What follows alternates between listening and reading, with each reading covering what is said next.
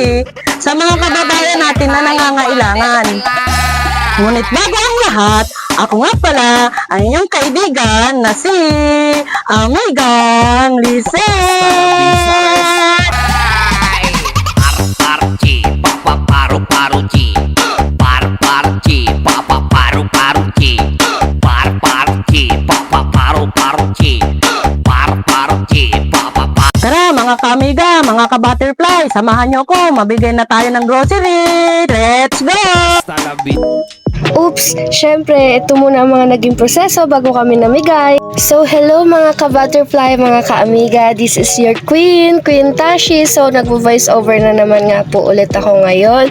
For today's video, I'm your voice over girl na. Hindi na ako yung tulad before na nagvo-vlog. So, as you can see po, nagbabalot po tayo ng box kasi dito po namin ilalagay yung groceries na ipapamigay natin sa mga taong nangangailangan po.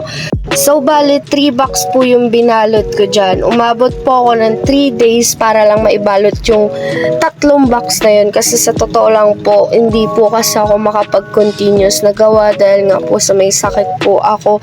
Hindi ko rin po pinupwersa yung sarili ko. As in, kung may time lang po ako na okay, tsaka lang po ako gumagawa. So, meron nga po akong panic disorder and then mahigpit po talaga yung asthma ko.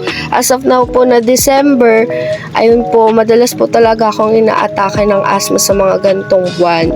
As you can see po, nagpiprint po tayo ngayon ng mga stickers para po sa branding na ginamit natin na ilalagay po dun sa mga box na ginawa ko po kanina. So, yan po, cutting tayo ngayon. Wala pa po kasi kami nabibili ng paper cutter kaya po gunting-gunting muna.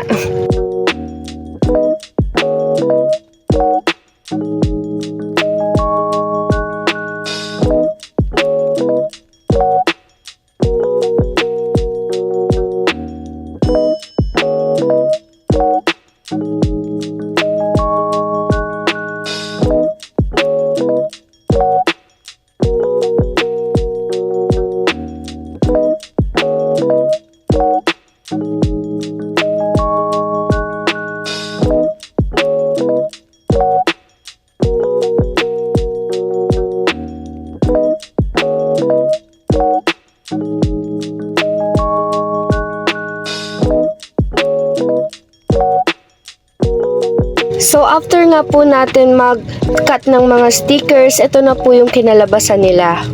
The next step po is magdidikit na po tayo ng stickers sa box.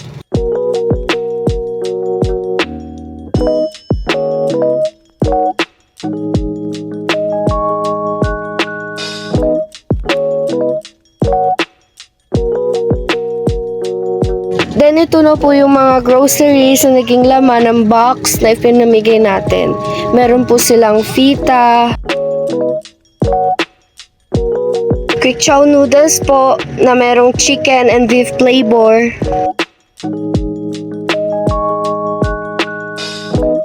greatest choco,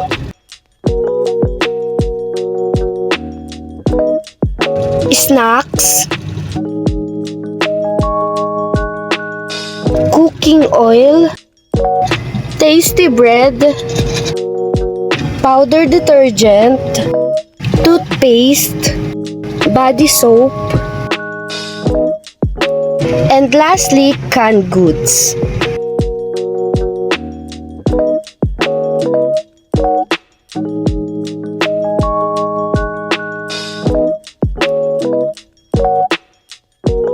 So, after ko nga mapakita sa inyo lahat, tara samahan nyo akong i-arrange sa loob ng box.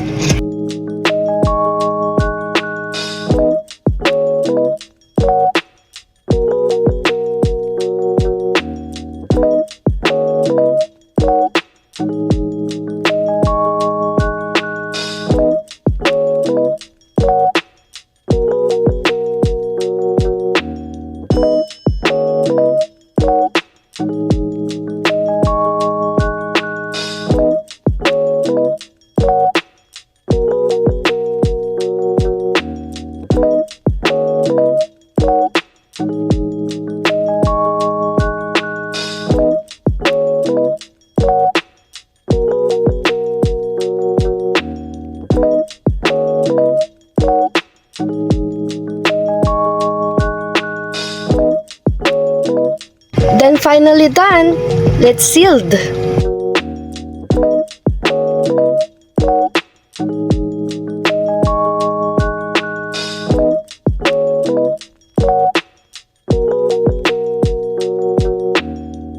So everything is done na nga. Tara na, mamigay na tayo. Pasok, Amiga Lisel! Amiga, mga ka-butterfly, samahan nyo ko. Mabigay na tayo ng grocery. Let's go! At ayan na nga po, mga ka-amiga, mga ka-butterfly, naghahanap na po tayo ng mabibigyan. At ito po nga, nakasakay tayo sa ating sasakyan. Ayan po, mabilis-bilis po tayo para marating po natin ang mabibigyan natin. Ayan na po. Ayan na nga po mga ka-amiga, mga ka-butterfly, natagpuan na po natin ang una nating bibigyan. At siya nga po si Kuya Nano, nakatira po siya sa isang barong-barong sa gilid ng kalsada. At nang tinanong ko po siya kung anong hanap buhay niya, nangangariton lang daw po siya, nangangalakal. At nang tinanong ko nga po si Kuya Nano kung taga saan po sila, ang sabi niya po, taga Bicol daw po sila sa Sipokot. At nang tinanong ko nga po sila kung bakit sila napadpad dito sa Metro Manila, ang sabi po niya wala daw po kasing hanap buhay doon sa Bicol. Dito daw po kahit papaano nakakapangalakal din daw po sila. At ayan na nga po, ibibigay ko na po sa kanila ang kaunting tulong na grocery. Masaya po ako na nakatulong sa kanila kahit papaano, kahit po sila masaya rin. At ayan nga po, mga ka-amiga, mga ka-butterfly, maghahanap naman tayo ng pangalawang mabibigyan. Ayan po, sakay ulit tayo sa ating sasakyan. Hanap-hanap po tayo, bilis-bilis po ng ating sasakyan para makahanap po tayo.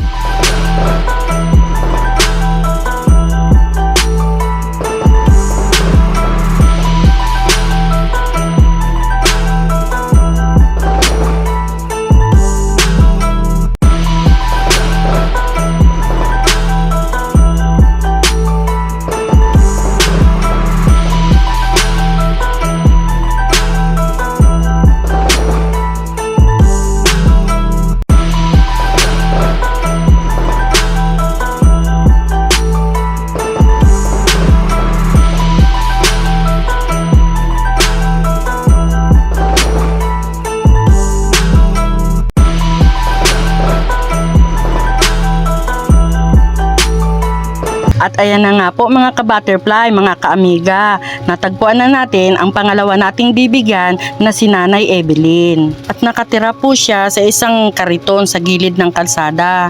Nang tinanong ko po siya kung bakit po siya nakatira sa kariton, ang sabi niya po nasunugan daw po siya sa kanilang bahay doon sa Kurukan. Nang tinanong ko po siya kung sino ang mga kasama niya, ang sabi niya wala daw po siya ditong kasama. Ang mga anak niya daw po nandoon sa Tondo nakatira. Nag-iisa lang daw po siya dito, nagangalakal para siya ang bumuhay sa kanilang pamilya.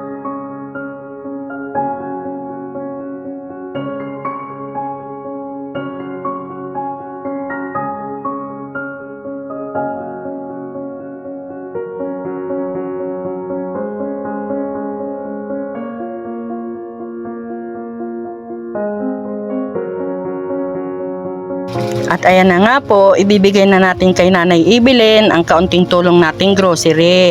At masaya naman niya pong tinanggap ang aming binigay na grocery sa kanya.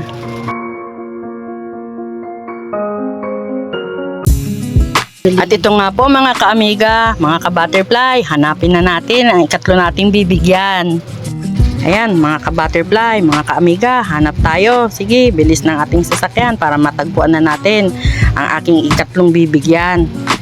Hello mga ka-butterfly, mga ka-amiga, it's me again, Tashi. So, kaya po kung mapapansin ninyo, lahat ng interviews sa video na ito ay naka-voice over sa kadahilanan po na nag-error po lahat ng recorded voice po ng mga in-interview natin. At yan na nga po mga ka-amiga, mga ka-butterfly, natagpuan na natin ang ikatlo nating bibigyan. At ayan nga po si ate, hindi ko na po alam ang pangalan kasi po nag-i-error po lahat na interview ko sa kanya. Sa pagkakaalala ko po sa mga sinabi niya, hindi po ako nagkakamali. Sabi po niya, nakatira daw po siya sa isang kariton. Ang hanap buhay niya po, nagpaparking lang po siya. At may isa po siyang anak at single mother po siya. At yun lang po ang naalala ko.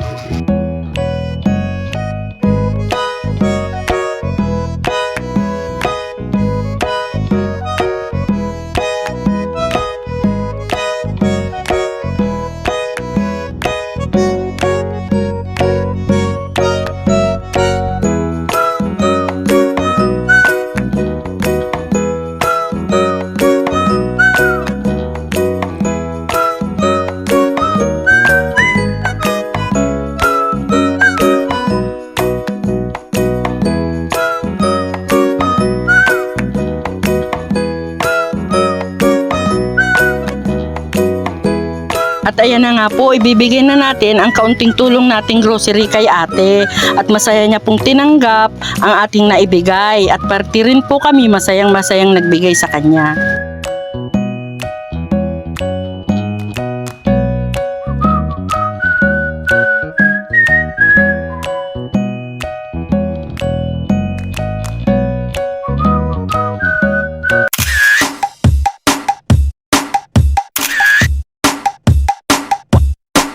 Talabizares Idol.